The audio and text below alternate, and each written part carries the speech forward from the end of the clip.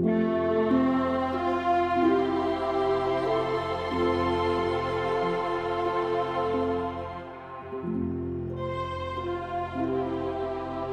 August of 1951, Private Henry Wheeler marched into combat. He was 19 at the time and had never seen combat, and was barely able to lift his gun. But that month, Wheeler would be part of one of the bloodiest engagements of the Korean War. Wheeler was a member of the 9th Infantry Regiment of the 2nd Division. Their objective was to take back a ridge that the North Koreans took away from the South Korean Army.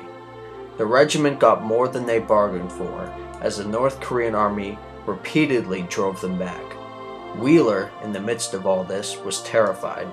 He was not supposed to see this much combat, and was only involved due to a last-minute call-up. He wasn't used to the constant gunfire and the angst amongst the troops. This experience was especially trying due to the constant downpour of rain, which created mudslides and made it hard for troops to transport vehicles and ammunition. Henry Wheeler tried to keep his head low and avoid combat at all costs.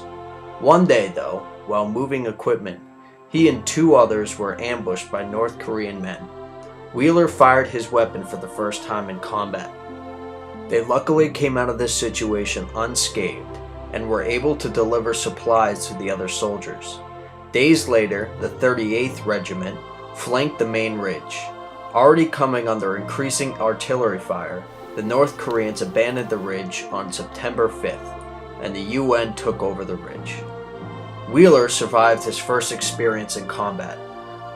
Later in the war, Wheeler's camp experienced some artillery fire. He was wounded by a piece of shrapnel and recovered soon afterward. He was awarded the Purple Heart. He returned to his home in New Jersey, where he still resides. Unfortunately, the battle was not over. Wheeler still struggles with post-traumatic stress. Though he only saw combat for 8 days, he has not gotten over the horrors he saw overseas. When I asked him about the experience, he did not want to go into deep detail about his incidents, since they still affect him to this day. Post-traumatic stress still looms over veterans today, making it hard for them to adjust to civilian life.